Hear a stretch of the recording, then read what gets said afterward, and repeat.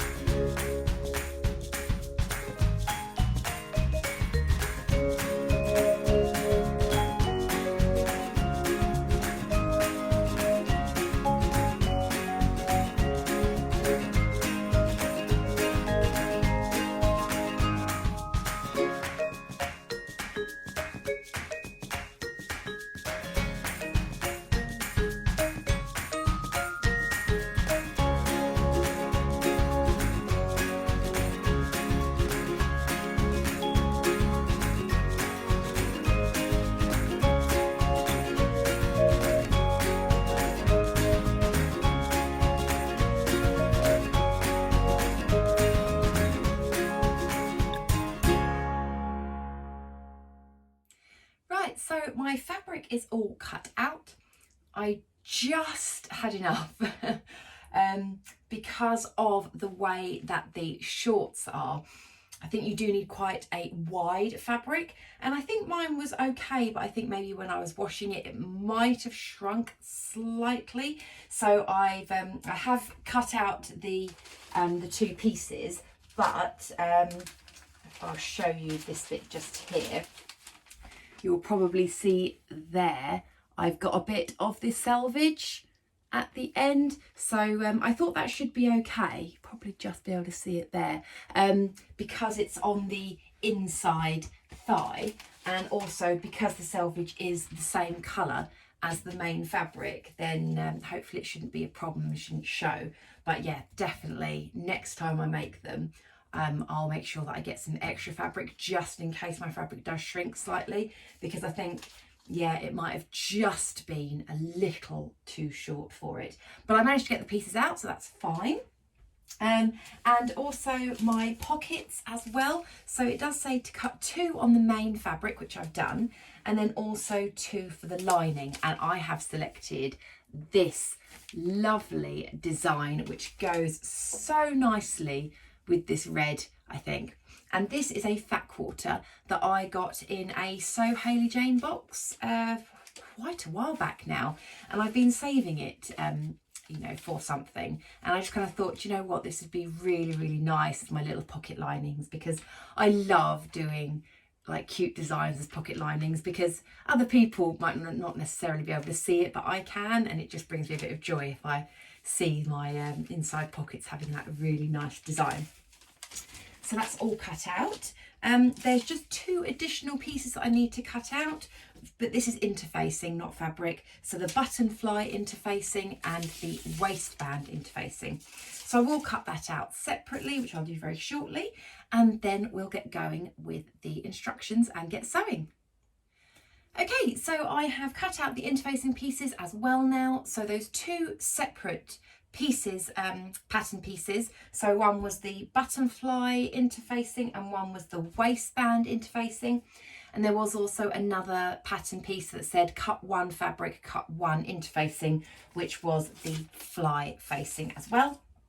When you are cutting out interfacing, just be aware of what side the glue side is going to be going on the fabric, because that's caught me out before, where say I've placed, you know, this pattern piece down and it's glue side down, it then is the wrong side to go along it. So for instance, I've got this piece here, and you can't really tell on the screen, but this is the front piece and this is the back piece. So you just want to make sure that your glue side matches, so that when you do iron them on, that they do match, and you don't do it where the glue dots are the wrong side and you end up with it the wrong way around. So just bear that in mind. So the first step is actually to trim off a little bit of the main shorts fabric. So let me just give this a clean up and I'll come back to you. Okay, so this is your shorts pattern piece here. You've got one side here which has like a double notch here, and then you've got this other side here which has like a little step. I'll show you the pattern piece. So this little step here, that's where the fly will go. So what you want to do is you want to lie those with both right sides up with that jagged piece in the center. So this top bit here, this is the bit with the jagged bit, and this is the right side of the fabric. So I need to grab the one underneath. I need to make sure that they are facing each other. Okay, so I've got right sides of the fabric up with this little sort of step piece here, and it's saying to cut off on the left front. Now this is obviously my right hand, this is the left front, because what it's doing is it's doing it as if you're wearing them. So if you can imagine, obviously that's my right looking at it, but as I'm wearing them, it will be my left. So this one, you just want to take off just that little bit of extra. I'll do a little zoom in for a before and after for you. So here is a close-up of those 2 pieces. So it's the 2 pieces with the little step, and it's this side that you need to take off this section here. So all you're doing is you're just wanting that to then take off that to remain straight. Now this, it's saying to take off 3/8 of an inch. Now I've got one of these, a little sewing gauge. I just find it really helpful to have. And this little section here, you want to take off that 3/8 of an inch. So you can see there, I've managed to cut my fabric pretty bang on there. So that is 3/8 of an inch there. And you just want to make sure you cut it. So what you can do is, if you're not confident in cutting this in a straight line, what you can do is you can grab a marker. Oh, sorry, reaching over because I'm holding my phone. What you can do is you can just every now and again mark, can't really do this with one hand really, but just mark 3/8 of an inch, a little bit there as you go. And then if you want, you can join up the dots, or you can just cut, so you can't really see my dots there, or just follow the dots along and cut. That's probably what I'll do. There we go. And I've drawn that line on now just because I thought it'd be easier to show with the line. Sorry, it's a little bit sketchy because as I've been joining the dots. So I'm just going to cut all along this line. And there we go. That is with that piece taken off. Apologies if you can hear any noises outdoors. The kids across the road are playing, yeah, they like to have a little run around.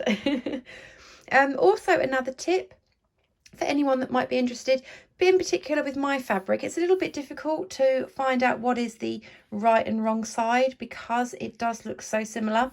I mean, with mine, I can see I've got more of a twill sort of weave on this side than I do this side. So just a little tip, if you're a bit unsure and you just want an easy way, what I do is I pop a pin in the side that I know is the front side. So I know that the pin with the head up is in the right one, and then also I've got another pin in the other one as well, so I know that the pin right side up is the right side of the fabric. Okay, so after just trimming off that little bit on the shorts, I've also done the next step, which is to apply the interfacing to the bits that need it. So I've applied it here to the button fly facing, the button fly on there, and also on the waistband. Now just pay attention to the instructions because it does say to apply the interfacing on the side that has the notches. So on the side that's got the notches, that's where you pop your interfacing. And as usual, any like bits, tools, like the sewing gauge for interfacing, I will link down in the description box below, just in case you want to know what I'm using. Okay, next step is to do some stay stitching on these shorts. So that's just to prevent the waist stretching out. Now my fabric does have a bit of stretch in it, so it does have a bit of bounce, so it shouldn't stretch out, but I have unfortunately done it before where I've not stay stitched something and I've regretted it. So I do stay stitch whenever it tells me to from now on. So lesson learned. So yes, I'm going to stay stitch on this pattern piece just on the top all the way along, just a small line of stitching, and that's within the seam allowance. So I tend to do mine probably maybe just under a centimetre usually from the top. And that's on both of those pieces just at the top, and then I'll come back to you once I've done that.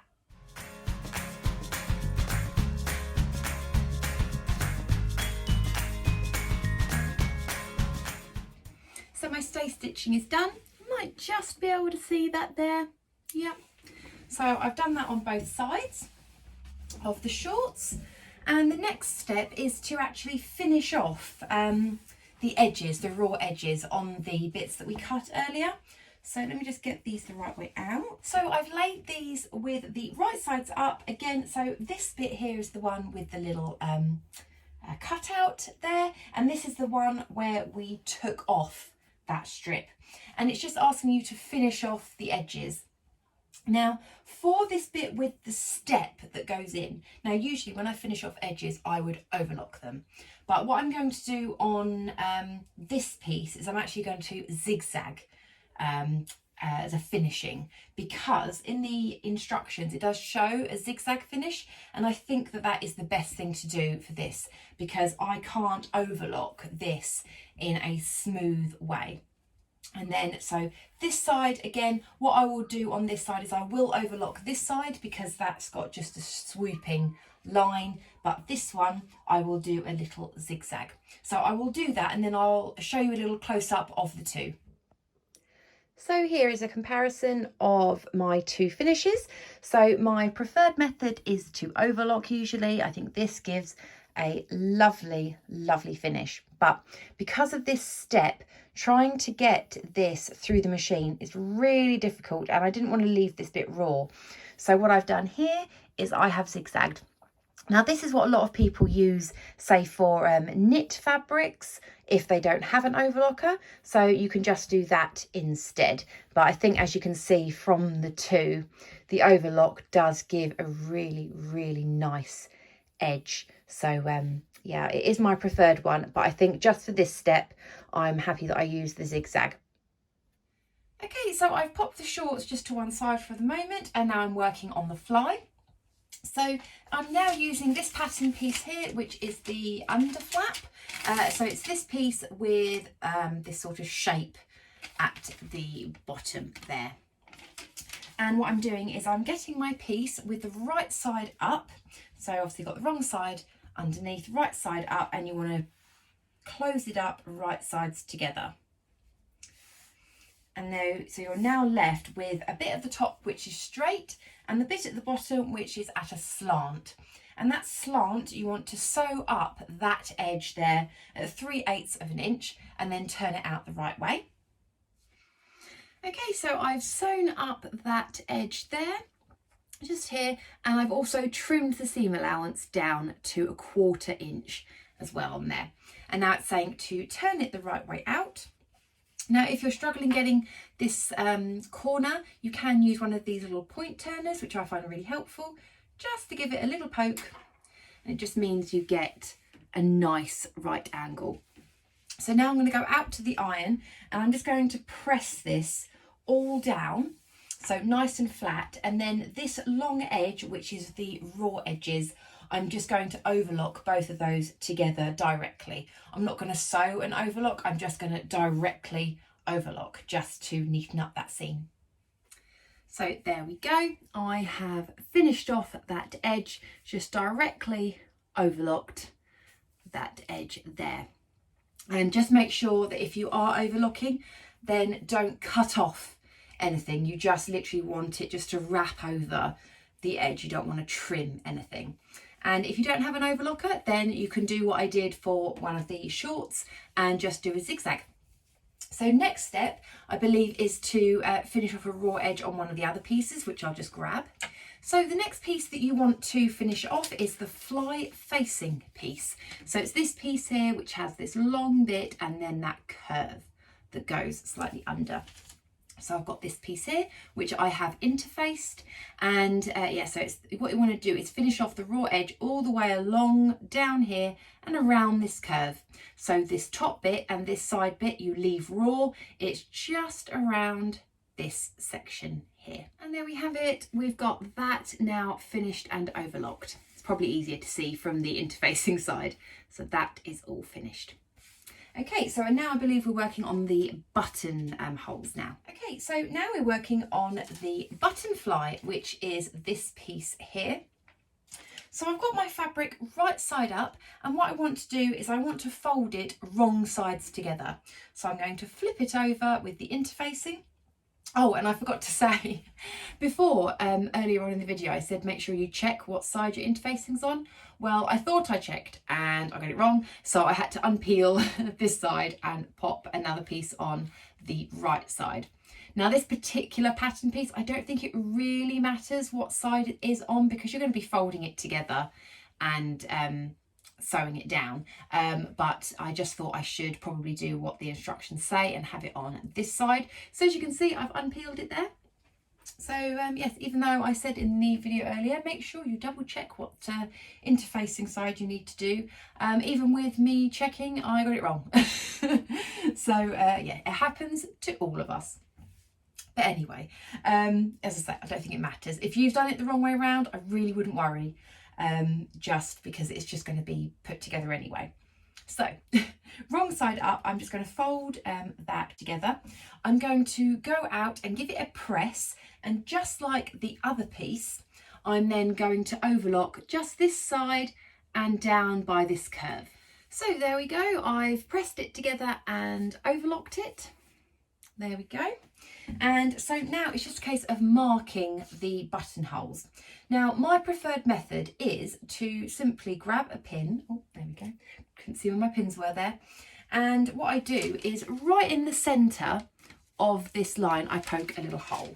Okay, so I've popped a hole in each of those little lines. I'm now going to grab my trusty chalk pen. I've got this in a bright green, so it's going to show up really nice against the red. And I'm going to lie this over the top, make sure it's all nicely lined up, because when I overlocked this edge, I didn't trim anything, so it should all line up beautifully. And then it's just a case of poking my little chalk pen in those little holes that I have made. So hopefully you'll see I've got some chalk marks. So that is where my buttonholes should go. So yeah, this is my button hole foot. So what I do is I pop my button in this section here, which kind of moves, and then I pop this obviously on my machine, and then it sews the correct size buttonhole for me. So this is brilliant for me. I mean, I love my sewing machine. Oh, sorry, something fell down there. I love my sewing machine. And this buttonhole foot is absolutely brilliant. I love it. But if you are doing manual buttonholes, because my previous machine was a complete manual buttonhole, then my top tip is to grab your button. I'll just grab one of mine. These little red Smarty buttons to go on mine. But yes, if you are doing a manual buttonhole, then what I would do is I would line up that dot with the centre of your button over the top, and then with your chalk pen mark either side of it. And because you're marking it either side, it means that it will be slightly bigger, your buttonhole, than your button, because that's obviously what you want, is you want to make sure that the buttonhole is big enough for the button to pass through. So that's what I used to do. So I do recommend, if you have a manual process, do it that way. Otherwise, if you're lucky enough like me to have one of these magical things, then all you do is you pop your button in the top section there, and it will measure what size buttonhole you need. So another little tip, if you do have a buttonhole like mine, I showed you how to do the manual one, but what I do is I always do a practice. So I've got 2 layers of my fabric. I'm just going to do a little practice just to make sure everything's working okay. So I'll just do a little test run. Okay, so there is my lovely little test buttonhole. Now what I'm going to do is I'm where I've marked out my markings here, this is where I've done sort of the sort of centre line. What I'm going to do is I'm going to grab that buttonhole, and I'm going to see where that centre line for the buttonhole sits, and I'm just going to mark one end, because my buttonhole starts at one end and works its way up. So I'm going to mark over here on this side where I want my buttonhole to start, and I just find that way it just makes it a bit easier to get your buttonholes where you need them to be. So there we go, I've marked my first stage of the buttonholes, and I know some of you might be thinking, well, you could just use the pattern piece and mark the end there, but I do think it depends on what size your buttons are. You know, I mean, some people might, you know, have one that's 1 millimetre or 2 millimetre bigger or smaller than the pattern, so I just find this is the safest bet. So now what I'm going to do is, now I've done my little test and I know it works okay, I'm now going to pop this in the machine, and I'm just going to line up this sort of dash in there. Oh, sorry, I've taken you off there. Too busy looking at what I'm doing. and I'm just trying to line it up with one hand, which is about there. Okay, so that looks all good to me. So now I'm going to needle down and do my buttonhole.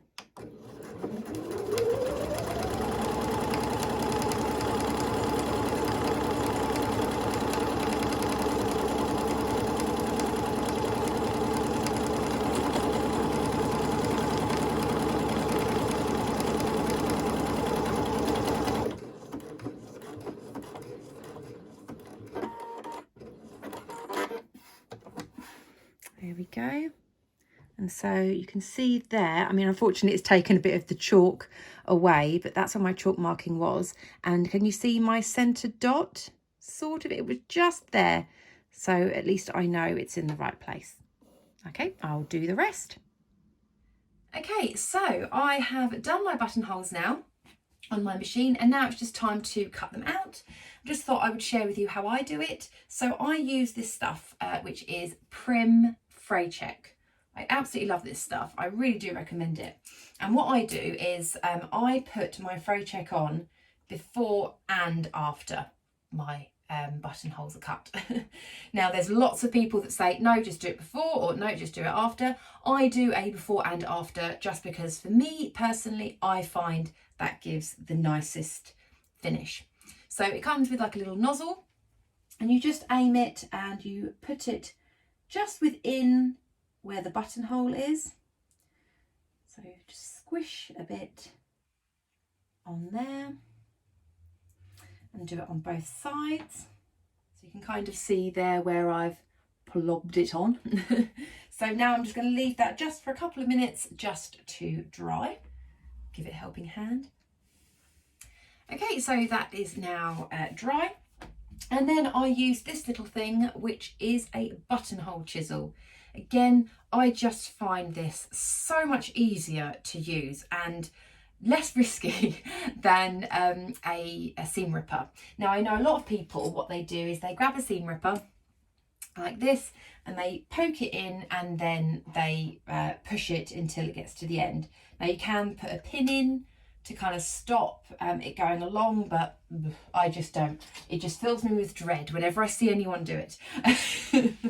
Whereas a buttonhole chisel, you can't really go wrong. All you do is you line up the chisel edge with the buttonhole, and the chisel will often be smaller than the buttonhole, so all you need to do is just chisel your way along until you get to the end.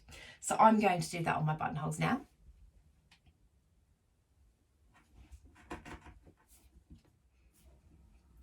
And note that I'm using a cutting mat. Don't do it on your table. So now that those are cut, all I'm going to do is just open them out a little bit. You see there, just stretch them out a little bit. And most importantly, make sure your button fits through the hole. So I'm going to grab one of my buttons. So again, these are the buttons that I'm using. I'm just going to make sure that they fit through. So that's absolutely fine. I can hear Misty meowing at me to come in. You want to come in, Misty? Come on then. Okay, that one's not fully cut through. Yep, I don't need you helping right now.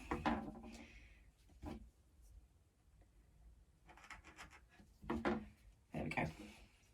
Yep, so they all fit through lovely. So now what I'm going to do, now they all have fit through, and I'm all happy, I'm now going to do more fray check. So again, blob it on both sides.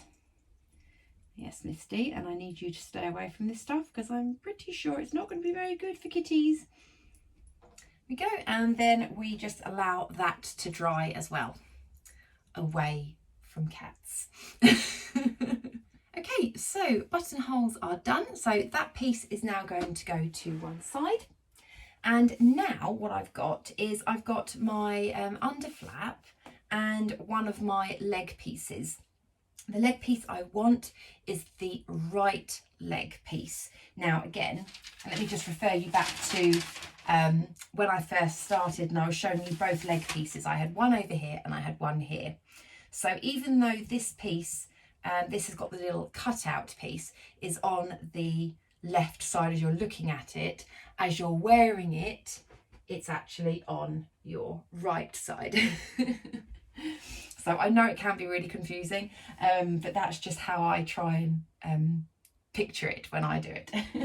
So this is the bit that's got the little cutout piece here. Now on your pattern piece there will be a number of little dots and things, so now what I'm going to do is I'm going to transfer those dots on to the pattern piece, because I do believe you need it for this point.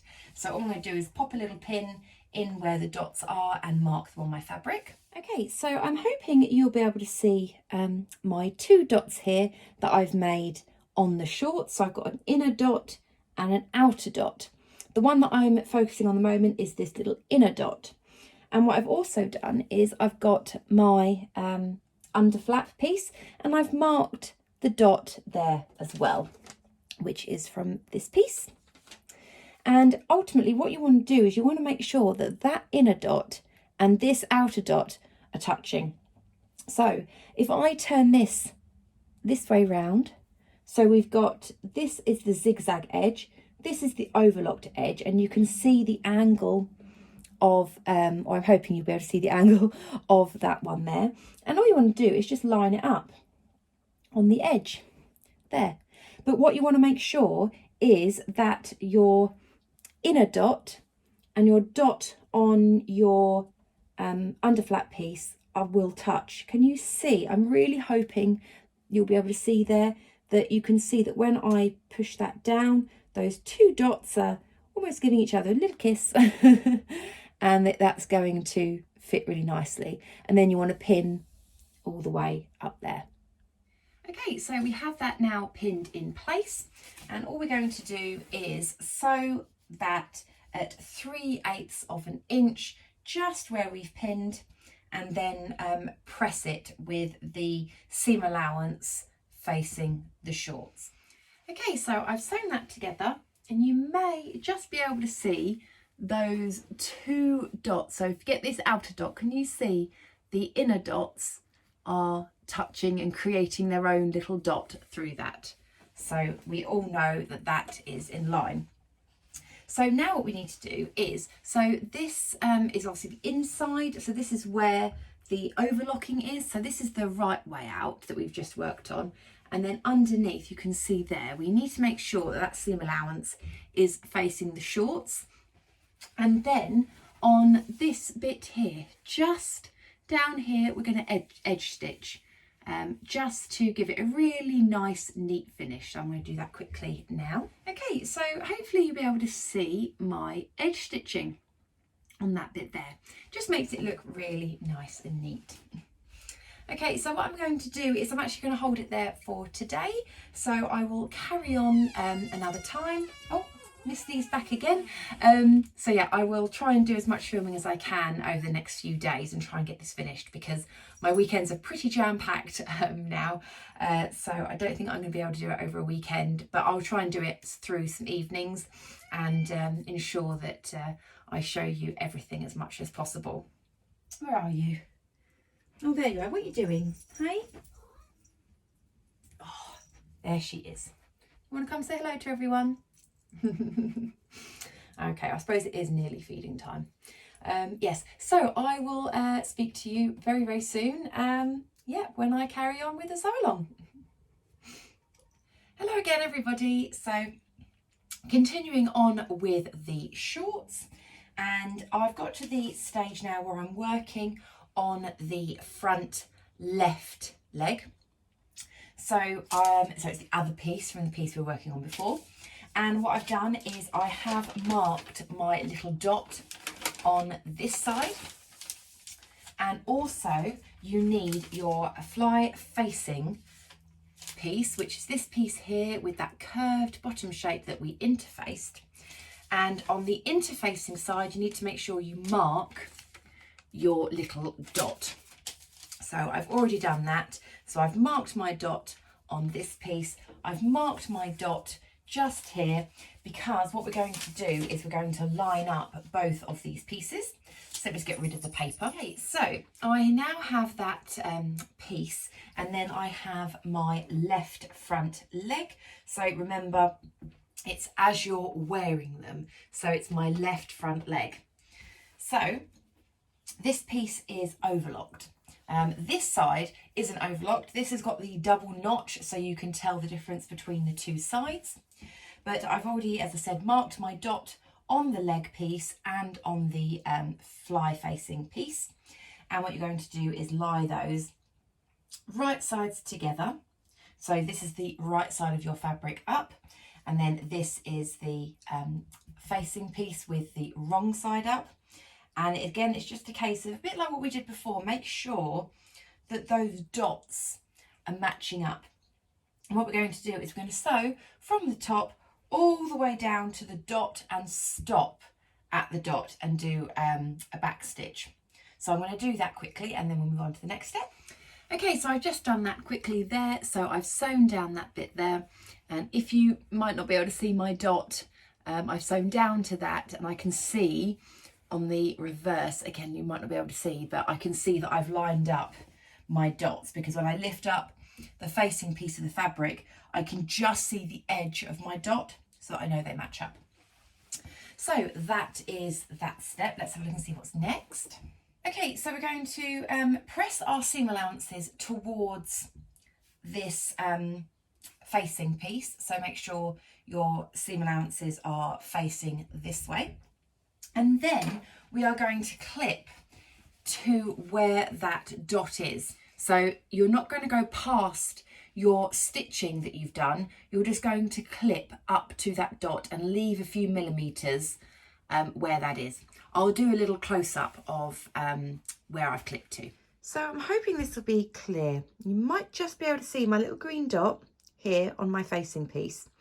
And the dot underneath is there as well. And all I've done is I have clipped, can you see there? Just up to where my green dot was behind it. Not all the way so that you'll interfere with this stitching line. Just clip just there. Hopefully you can see that just there that I've clipped, so that it means when the next step is to turn this over to the other side. So let me just flip it over.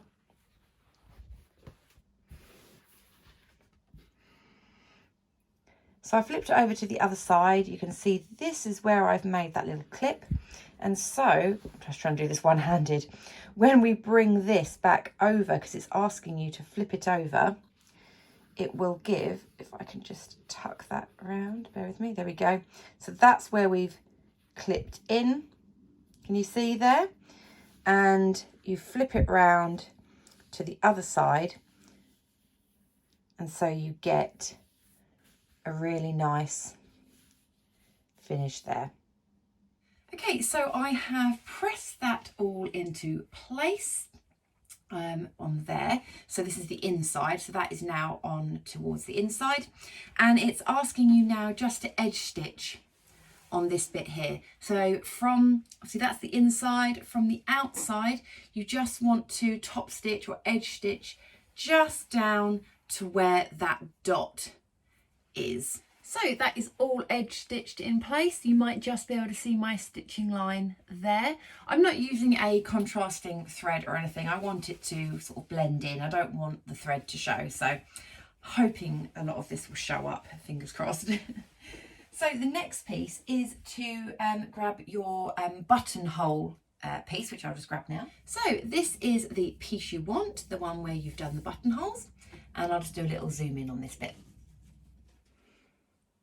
Okay, so this is the piece you want with the buttonholes, and I'm going to lie it over the top of this piece. And what we want to do is we want to make some markings as to where we want to baste, so that when we turn it over on the other side, we've got a nice clear top stitching line.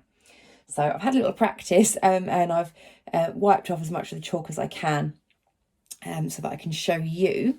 So what you need to do is you need to draw a line from the top all the way down and curving round to meet this line here. So you don't want to go too far down. You want to be able to meet roughly around this, almost like this bit where it flaps out. So when you line it up, I'm thinking for me, the best thing I'm going to do is I'm going to follow roughly the line of my overlocking. And then when I get near the bottom, I'm just going to curve round and meet where that little snip that we made is. So if I draw this just to show you. So I hope you might be able to see this line. Bring it there a little bit. Can you see? So I've marked it all the way down. I will obviously pin it before I baste it. And oh, I don't know if I can get the light there. Can you see? I've just curved it around to meet where that is. So I think that's going to probably give the nicest effect. So I'm going to get it all pinned in place, and then I'm going to baste it on my machine. So just a long stitch length just to keep it in place.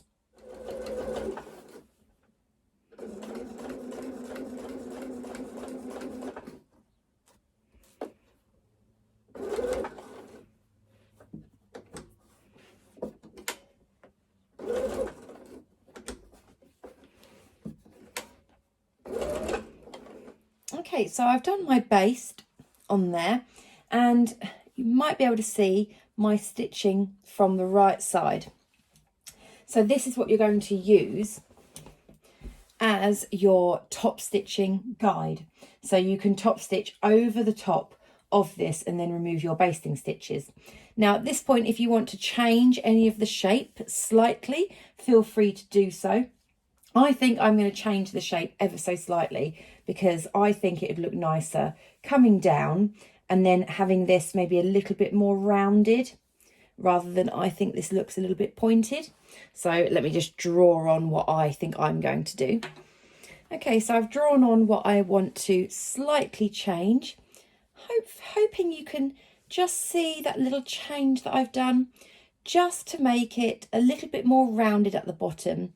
Most important thing is though, is if you are going to redraw the line, make sure that you do it so you can catch your fabric. Make sure that because your top stitching is there to keep that in place. So you want to make sure that whatever line you draw, you know you're going to be catching that fabric underneath. Okay, so my top stitching is done. I might just be able to see those two different in lines, and I'm going to now remove my basting stitches. Basting stitches are out, so I'm just left with my top stitching piece. So I don't know if any of you have noticed, but I've got a little cat sitting in my little sewing basket. She likes that little spot. I just noticed you can just see her.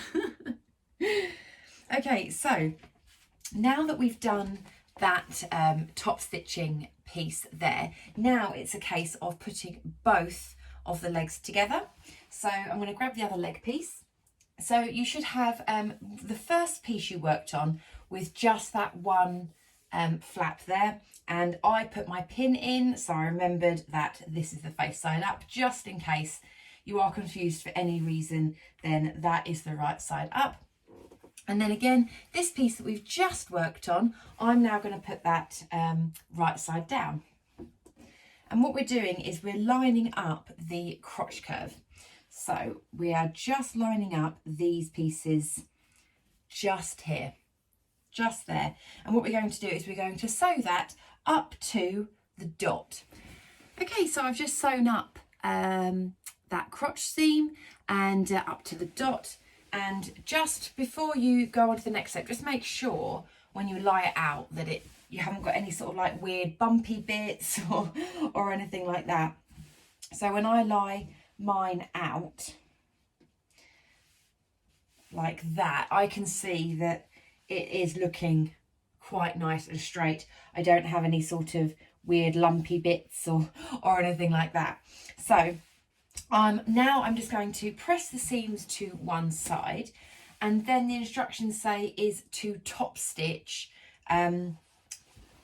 that crotch seam, which I will show you a bit of a close-up on. So I've pressed my seam to the left front, and then from the outside what we're going to do is we're going to top stitch close to this seam.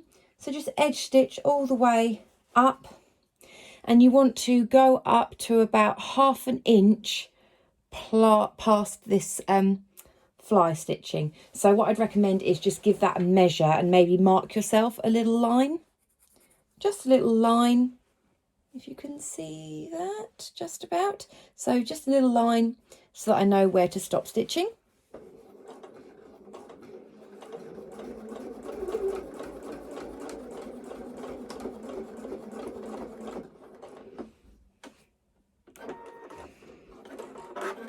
So that is my first line of stitching, and then you want to do exactly the same. Apologies for the light. You want to do exactly the same, but you want to do it about 1/4 inch away.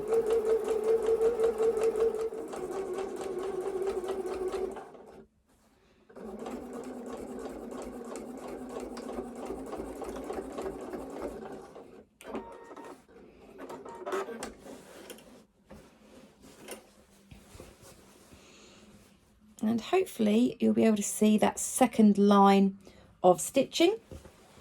Now at the top where I drew the line, you'll see that I've got my 2 rows of stitching up here, and where this little line is, we're actually going to do a little bar tack there.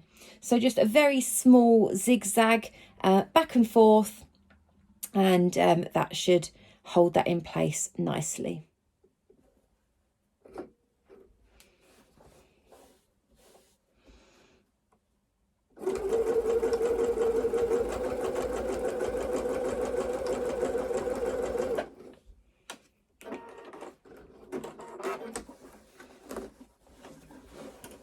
Just be very careful when you're placing that you don't go through any layers you don't want to. And if you hopefully can see there, my little bar tack. Okay, so that is done, and you can see now you have got a very nice looking front fly. Looking really good. So now we have to sew up the darts. So you want to grab your paper pattern. You see there is the dart, so mark them on both pieces of the leg. So you want from the wrong side of the fabric facing up, so you want to make sure you mark your darts on the wrong side of the fabric. And what I do is I make a little hole where the point of the dart is, and I do a little dot, and then I shift down slightly just to reveal the top of the fabric, and again I just mark the beginning part of the darts. So now I'm left with a point of my dart and then the 2 ends of the dart, and I get a ruler and I join them up. So I'm going to do that. So I've made my little markings. What I also do is I just do a little line at the end where the dot is, because then I find when I'm on my sewing machine I can really clearly see where I'm supposed to be stitching up to. So I'm going to mark the other side, and then I'm going to sew those darts together, and then I'll come back to you. Yes, you're helping me with my dart placement. It's yours now.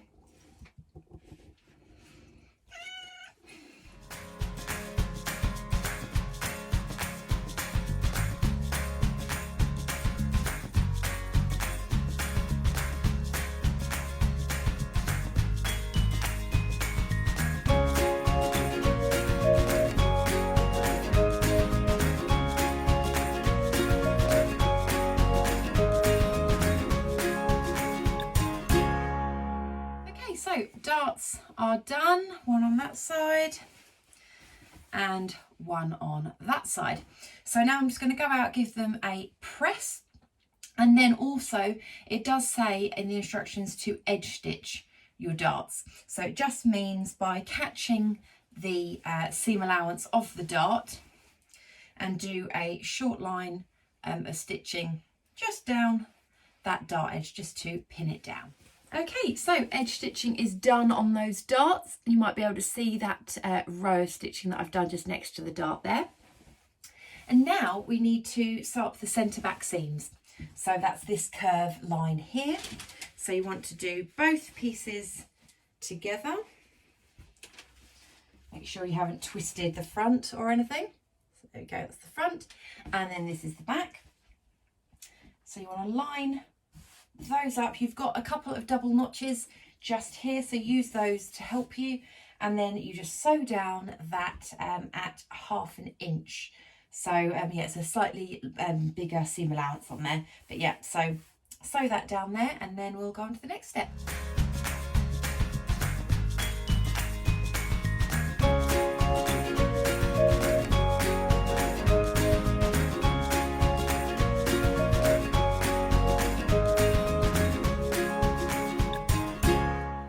That is all sewn together, and I've also overlocked the edge to give it a nice finished seam. And now what we're going to do is we're going to press that seam to the left side as you're wearing it, and then we're going to do just like we did with the crotch seam. We're going to edge stitch from the outside all the way down, and then do another row about 1/4 inch away from that again to top stitch. So you'll have 2 lines of stitching, so just like we did with that crotch seam. So that's all done. Hopefully you should be able to see my 2 lines of stitching all down the centre back. I'm hoping you can see that. So yeah, it's starting to look like shorts now, which is good. So I believe now we're going to do the inside legs. Let me just check if that is the case. Yes, so inside leg now. So we're going to turn this inside out. Okay, so I've turned those inside out, and so I'm matching up the inside leg pieces right sides together.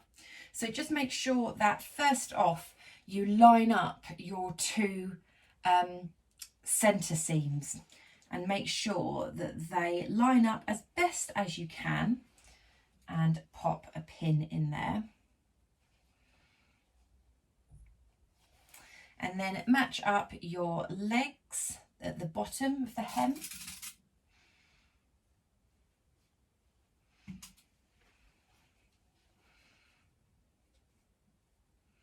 So on both of those sides. And then anything in the middle, you just need to ease in. So it doesn't fit flush. You do have to ease in a little bit of that. So just take your time and just try and get that fabric to sit nicely together without having to overly stretch anything. You should just be able to ease it in quite nicely. Okay, so I've pinned all of that and eased that in. So now it's just a case again of stitching that. I don't know if you need to edge stitch. Yes, so just like the other seams that we've done. So you're going to sew it, and then I'm going to overlock it, and then I'm going to press that seam towards the front of the shorts, edge stitch and top stitch a second line. So I'll do that now.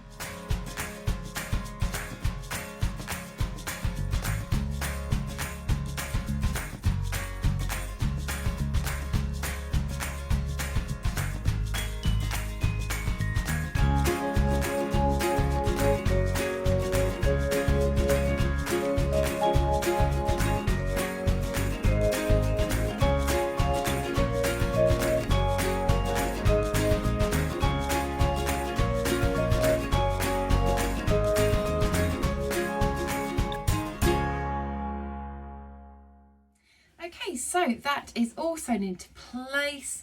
Again, I don't know if you'll be able to see, but I've actually managed to line up the inside legs quite nicely there. I don't know if you'll be able to see that. And Bentley's come to join now, haven't you? Yeah? So now I believe we're moving on to the pockets. So let me just grab those. So you're going to need your pattern piece, because you need to, if Bentley doesn't mind getting out of the way, you're going to need to mark these 2 dots on the outside of your fabric. So I'm just going to do that on both sides. Okay, so I have marked my dots as to where they should go on the shorts. And then also we need to do the same on the pocket as well. There are those 2 dots there, so get those marked as well. Okay, so those dots have all been placed on my pocket pieces. So the first thing you want to do is you want to line up your lining pocket piece first off. So I've got this lining here, so you want to do it right sides together on the right side of the fabric, and you want to line up where those dots are. So just mark up where those dots sit, pop a pin in, and mark it up on the other side, match up those dots. Now it does say for the left leg, it does give you an option if you want to shift over that pocket by 3/8 of an inch, because apparently that will give it a bit more of an even appearance. So that's what I've done. I've just moved my dot placement over by 3/8 of an inch, just so it's slightly shifted over, which hopefully, as they say, will give it a bit more of an even appearance. What I'm going to do is I'm just going to pop a pin in here, just so that I can keep the shorts closed for a while. Hopefully that will show you. There we go. So we've got the 2 lining pieces right sides together with the main shorts fabric. And so those we now need to stitch into place. So yeah, it is stitched between the dots, and it's 1/2 inch seam allowance for that. So I'll do that now. So those are the pockets sewn on now. And now what we need to do is we need to clip into where the dots are and then turn them to the inside. So I'll do a little close up for that. Okay, so we're going to be clipping up to these dots. You just want to make sure you've just got the one layer, that this one is well out the way, and you just want to clip up to the dots. So through both layers of so your pocket and your main shorts, and then you just want to snip away some of this seam allowance. So I think they say to leave about 3/8 of an inch or about 1 centimetre. So I'm going to trim some of this off. There we go. So you can see I've trimmed away that seam allowance there. And now it's saying for you to pop these onto the inside of your shorts. So a little bit like we did with the clipping when we did the fly. On the outside, you want to have this shape. So can you see we've turned the pocket facing to the inside there, and then on the outside we've got this shape. So we need to press this down, and then this edge here we're going to edge stitch all along near the close to this, and then 1/4 inch away, top stitching all the way along on that, and that's on both pockets. So I'll do that and then come back and show you.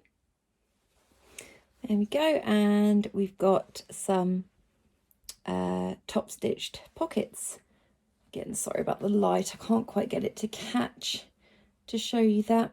Hopefully you'll be able to see that a little bit. Okay, so now that the linings are in, we now need to attach the other part of the pocket. So we need to turn them inside out. Again, I'm just going to pin the fly together just to keep that together. It's just a bit easier to work with.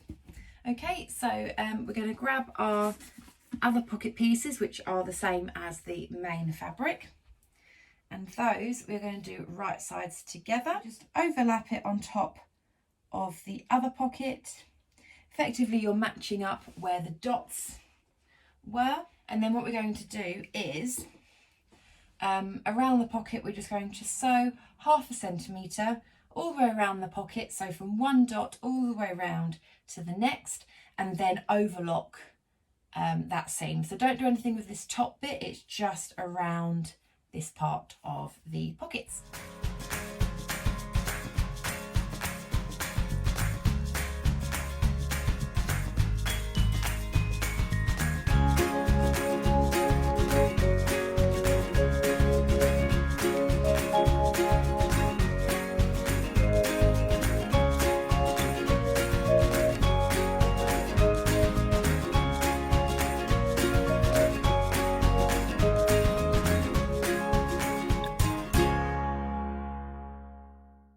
So there we go, pockets are done. So if I turn them the right way out, you can see those are the front of the shorts, and then you've got this lovely little pocket detail just at the top. So we see your pocket lining just poking out there slightly. So yeah, they're looking really, really good. So I've got the waistband and the belt loops and things to do still, and still to add in the buttons on the fly. So I'm going to leave it there for today.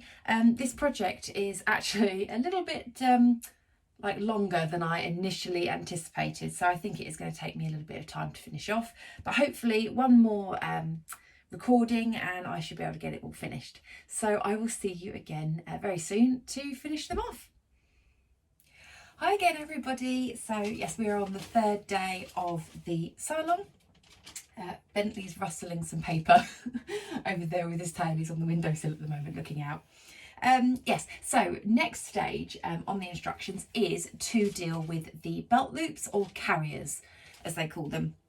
And it's this long strip that you need, that you can see on the pattern piece is broken down into sections. So the instructions say to finish both edges and then fold it in on itself. But what I'm going to do is I'm just going to finish one edge on the overlocker and then lay one piece over and then one piece over that as well. I'll do a little close-up of exactly what I mean, just because I think it's just easier and a lot quicker, and then I will show you where to place them. So welcome to my ironing board. I just thought I would show you what I'm doing here. So if you can see there, I have overlocked just one edge. So in the instructions, it's telling you to kind of fold a small bit this side and a small bit that side and bringing them in. Instead, I'm just going to do one overlock on this side. Now the raw edge, I'm going to fold in into the center, and then the top where I've overlocked, I'm going to bring just over the top, and then I'm going to give that a press.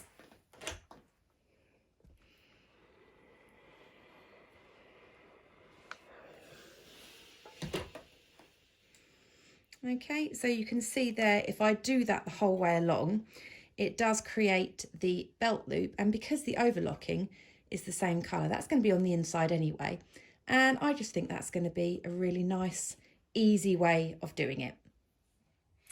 Okay, so that is my belt loops ready to now top stitch. So it's saying to edge stitch on either side, so one line along this side and one line along this side.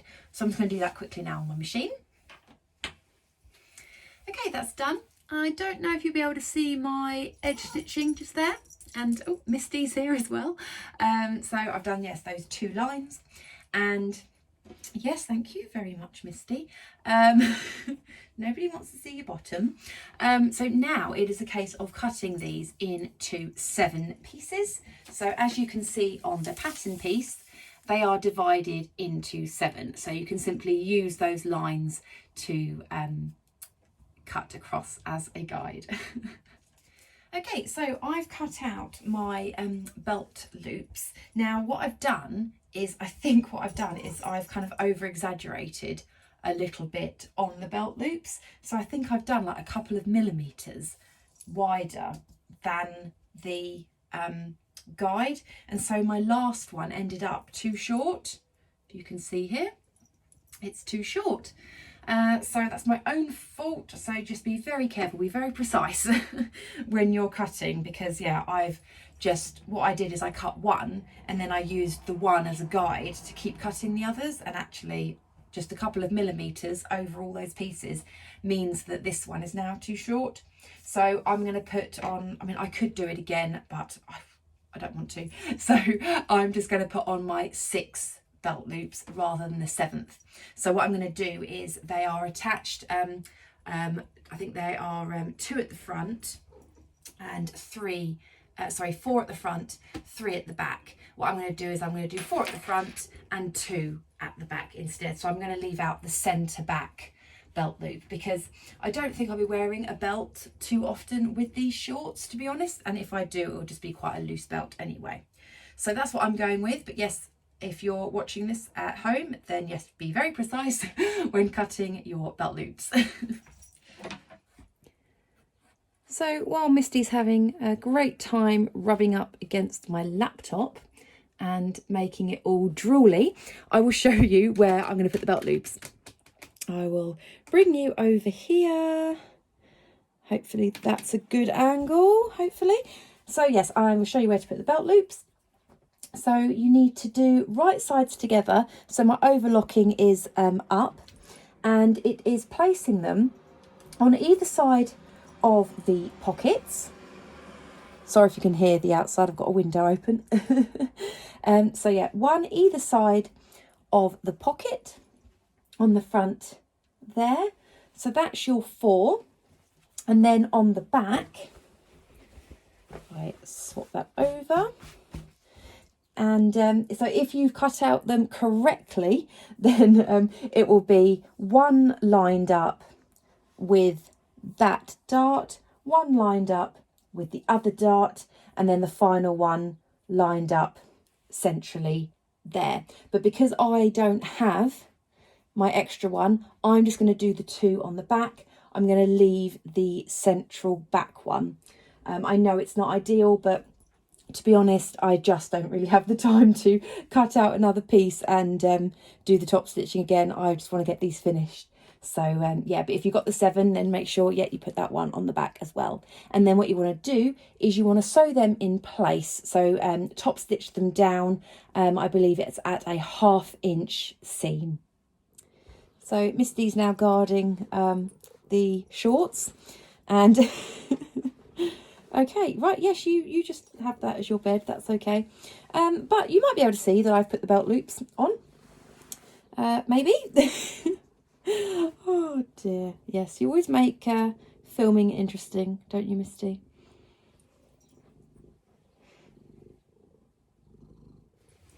So if you didn't see in the close-up, I have attached the belt loops now into place, and so now we can start on the waistband. So again, Misty is sitting on the pieces that I need to show you and washing. Helpful as always. Okay, so the waistband. So you've got your interfaced side and your non-interface side, and what you want to do is you want to find the side that has the notches. So for me, this is the bottom. So the bottom edge for me has the notches on with the interfacing on. And so what you want to do is this top part, you want to fold down 1/2 inch on the top there and press that down. And then once you've pressed that down, you then want to fold the whole thing in half. So you will be left with a bit of the interfacing showing. So what I'll do is I'll go out and press that, and then I will show you what that looks like. Okay, so I've been out and pressed that. So if you can see, I folded over 1/2 inch and then folded it in half and then left that remaining 1/2 inch at the bottom free. So I'm just going to grab the shorts. Okay, so I've got my shorts ready for the waistband to go on. Now I've opened it up slightly on here because I want to make some markings. There are these little dots that you want to line up. So just make sure that you're lining it up with the correct notches. So you've got the one, for instance, with the buttonhole with the notch quite close to that, but then on the other side where the single one is without the buttonhole, the notch is all the way over here. So just make sure that you line it up correctly. So I'm going to line that up, making sure that all of my notches are in exactly those points, which is great. And then I'm just going to mark, because you want to use those dots as a little guide. Okay, so I've marked those. And so when you get your shorts, so the outer points here, so where they join up, that is where you're going to match your green dots. So there's going to be a little bit of an overlap on each side. So if I line up this dot with the edge of this bit and pin that in place, and then if we were to bring that all the way around and then bring the other dot in line with the edge there. So there are other notches to follow along there, but just to give you a rough idea, when you pin it, you'll find there is a little bit of an overlap. So then you match up all your other notches and things, so using that interfaced side to match it all up the whole way around. Okay, so that is all pinned in place. It all fits really, really well around. So I've pinned that all in place, and now we need to sew that at, I think it is 1/2 inch seam allowance the whole way around.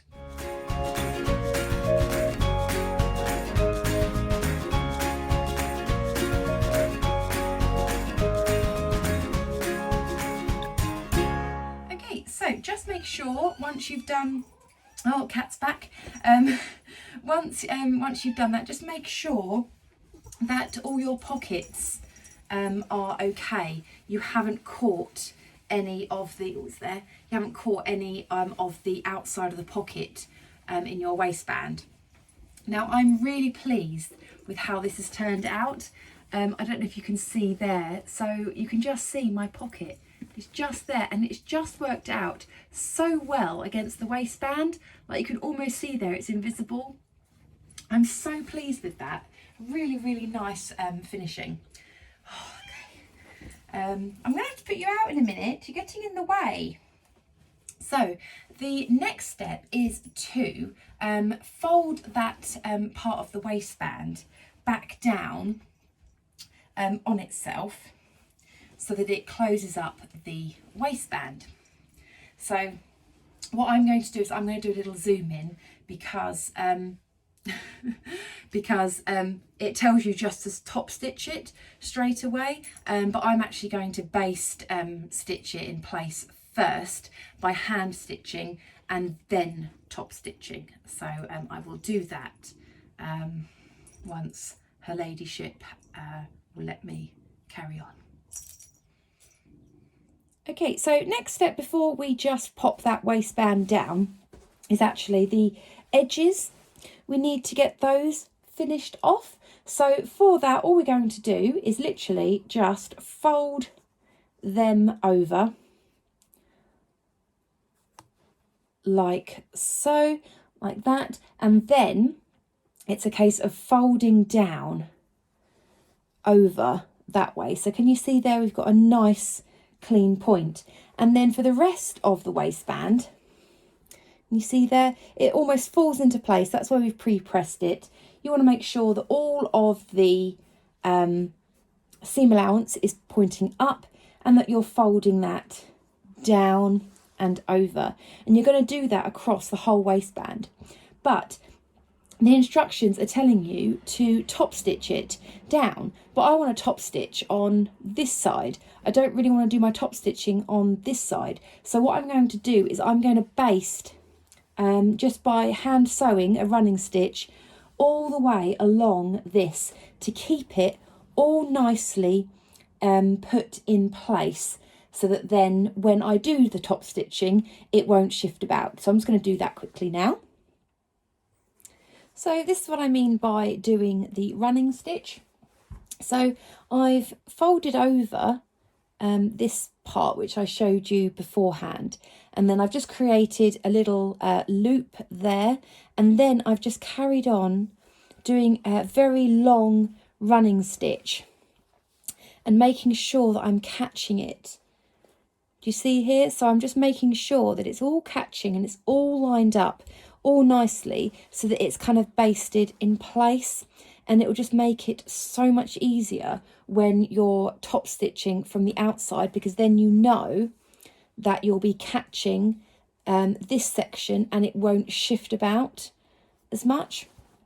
So I'm going to carry on doing that the whole way around the shorts. So all I do is I go from the front and I make sure that it's lined up, and I just do a big leap, and then I know that it's all caught on the inside. There we go. So that is all very loosely just tacked into place. If I show you the inside there, you can see that it all sits nicely, and so when I go to top stitch, hopefully it will mean that it will look just as nice on the inside as it does on the outside. Fingers crossed. Okay, so we are ready to top stitch now. So the instructions, it's saying for you to do 2 lines of top stitching. So what you want to do is you want to go all the way around as close to the edge as you can, the whole way around the waistband, and then do exactly the same again. So just slightly further in and then again up and around all the way, so you'll have 2 lines of top stitching. So I'm going to do that and then I'll show you what that looks like afterwards.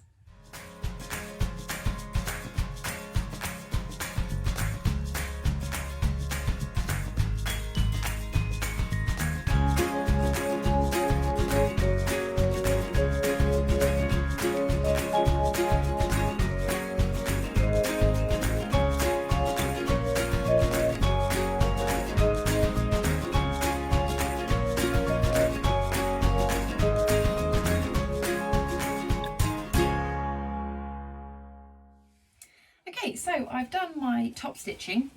Now what I decided to do is actually just do 1 single line of top stitching, because I don't have you know, like a contrasting thread. You can't really see it too much, but I actually just think the 1 line is actually quite nice.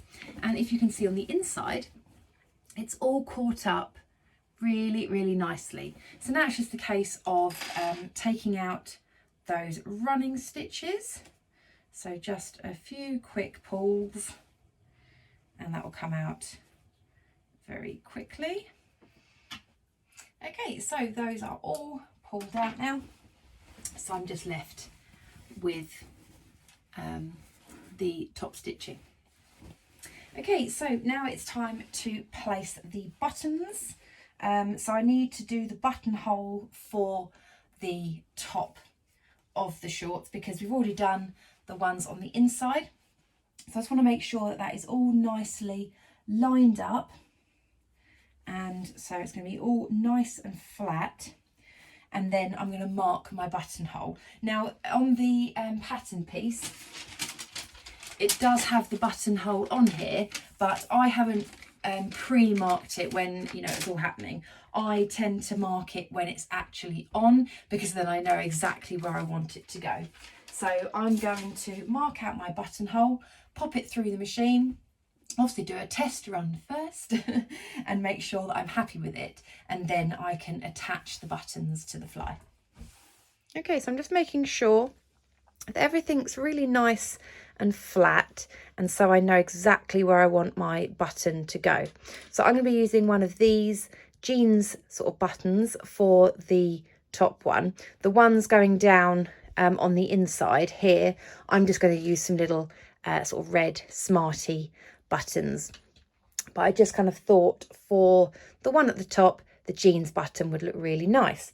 So what I'm going to do is I'm just going to kind of line it up where I want it to go, and then I'm going to make a mark on this side so that then I know where my buttonhole is going to go. Okay, so apologies for this light situation. Usually I'll get my curtain out and block out the light, but I just kind of quickly wanted just to explain that I did loads of filming and my buttonhole wasn't working, and I tried it on my test fabric probably about 5 times in total, and it was beautiful, absolutely lovely buttonhole. Every time I put it on the shorts, it would just literally go and then stop. And I think it's because the bulk of this waistband at the bottom here, so it just was not going through, and I've been unpicking, and I'm getting to the point of I just couldn't do it anymore. So I thought, what, backup plan, I do have a button on there, but it's a snap. So I had these little gold metal snaps in my stash, which I bought when I did my Tilly and the Buttons olive pinafore, which actually was a red needle cord, and it was a button down pinafore, and it looked really good, and I actually forgot I had those. So they're quite good, strong snaps. They're not like your plastic ones, it's a proper metal one. So that, I think, looks absolutely fine. I mean, it looks more or less very similar to the jeans button, which is still in my machine. But yeah, I just thought I need to pop that on because the buttonhole was just not working. Now, I do actually need to get on and do other things at the moment. So unfortunately, I can't finish these off today. I've only got a few more bits to do, which is just adding in the other buttons on the fly, getting those belt loops sewn down and hemming the bottom. So when I come back to you, hopefully it'll just be a very quick thing that I can just whiz through and get those last bits done. So yes, I will catch up with you in my next round of the sew along. Hello again. So we are going to finish these today. So yes, last night I did actually sew on my buttons onto the button fly, as you can see there. And what I did is, all I did was I used the holes in the actual fly to make sure that I lined everything up so that it all matched up. So what I did is I popped my popper together, and then I kind of reached open the button fly, stretched out each buttonhole, and then marked it where I want my button with the little chalk pencil, did a little dot, and so I knew exactly where the buttons would go. And I must admit, I haven't tried it on since I've put on these buttons. I tried it on with the snap, so I'm hoping it all sits okay when I'm actually wearing it. We will soon find out. But it's looking really, really nice so far. So next step is to get these belt loops all sorted now. So at the moment, you can see that they are just dangling down on here. So what we want to do is, I think it's 3/8 of an inch, yes, 3/8 of an inch, or I think 1.5 centimeters down. We just want to sew across to pin it down, because ultimately what's going to happen is you're going to pin it down here, so sew across, and then lift these up to then meet up there. So you don't want them to be completely flush with the waistband. They actually fit slightly over like that. I'm being a bit dramatic, but I'm just kind of showing you what I sort of mean with that. Okay, so those belt loops are now sewn down. 1 centimetre. I said 3/8 of an inch or 1.5 centimetres. No, I meant 3/8 of an inch or 1 centimetre. Hopefully I would have put a note up on the screen so that no one makes that mistake. Sorry, that's just my bad maths. So you can see on here, so it's 1 centimetre down from the waistband. So when you lift this up, you can see you've got this bit hanging over. So what you need to do is you need to fold that over to meet the top of the waistband. Can you see? Oh, I just lost it there. I'm not doing this, probably showing this too well, but yeah, you fold that over to meet the waistband there, so it looks nice and flush. And again, you just go backwards and forwards to top stitch that down. So I'm going to do that with all of the loops, and then that'll mean that all of my belt loops are all sorted, ready for if I want to put a belt on. Belt loops are done. They're looking really, really nice.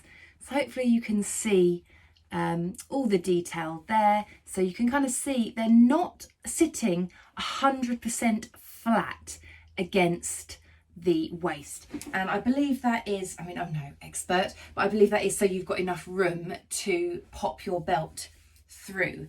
So it's not, if it was sitting too flush against the waistband, then if it was too tight, you'd find it very difficult to get your belt through. So that's kind of, hopefully you can just see about that. That's what it looks like on there. So yeah, really, really happy with these. So we are on the final stage now of hemming. So just checking in the instructions, I believe it is, I think it's a 1/2 inch, then 1 inch fold. Yes, so I'm going to go out to the ironing board and I'm going to fold the hem over by 1/2 inch and then fold it again by 1 inch, and then pin that all into place, and then I can get ready to top stitch down all of the hems, and then we're done. Okay, so I've been out to the ironing board, and you probably might be able to see my pins in there. So yeah, turned it up by 1/2 inch and then turned it up again for 1 inch, and then pinned in place where I'm going to do my top stitching. One thing I just like to do, just double check they are definitely even, is to fold them in half, make sure the waistband matches at the top, and then follow the fabric all the way down to the bottom and just make sure that they are even, which they are. I hope you can kind of see that, because I just think with shorts, I think if they are a little bit off, then you'll probably be able to see it maybe a bit more. So I always like to just do that as a quick check. So I'm now going to get these top stitch in place. So because I turned it up by 1 inch, I'm going to do just under 1 inch top stitching. So probably about 3/4 of an inch, just so that I can catch all of the fabric underneath. And so it's got a nice hem on there.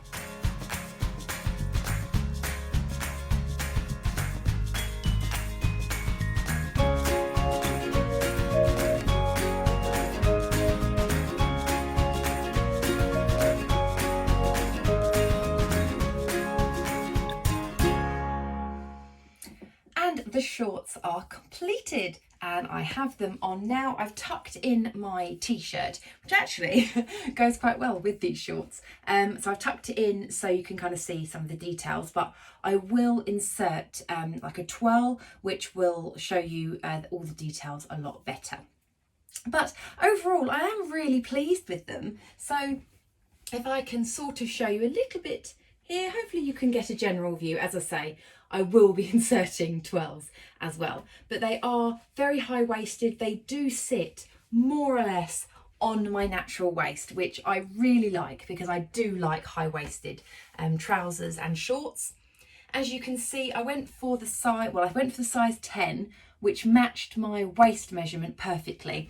And as you can see, I can get a t-shirt tucked in, so I've got enough room for that. It's not gaping at the back. I'm hoping you'll be able to see that it's not gaping. It fits really nicely, but I still got a lot of wiggle room in there.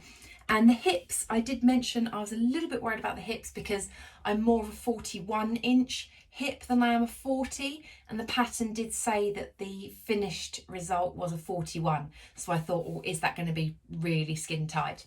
I think because of my fabric choice and going for a stretch, I think it's absolutely fine. One thing I do notice a little bit with these shorts is you do get quite a few creases on the crotch sort of area. And I mean, it might just be the way they fit me, but I did notice on the pattern, on the model, on the actual Anna Allen pattern website, they do have that sort of I don't really know, like that sort of crease line. So maybe that is actually part of the style, possibly. I'm not sure. I love the length of them. They're, you know, short enough, you know, to be nice sort of summer shorts. And I think they do look really, really nice. I do like all the details in it. The only thing I'm not 100% on is I'm not sure if this button, my snap, should have come over ever so slightly, because I can sort of see that the fly front doesn't quite meet up with the central part. I hope that makes sense, but I'm not sure if you'll be able to see from there. I'll show you when I do the 12s kind of what I mean. It doesn't quite match up. It almost needs to, if I undo the popper, if it went over just a tiny little bit more, it would cover that line. And I think I'll just move the popper, I think, if I find that it is a bit of an issue, because I still do have room in there. It makes them a tiny bit tighter, but as I say, I can still breathe and move around in it.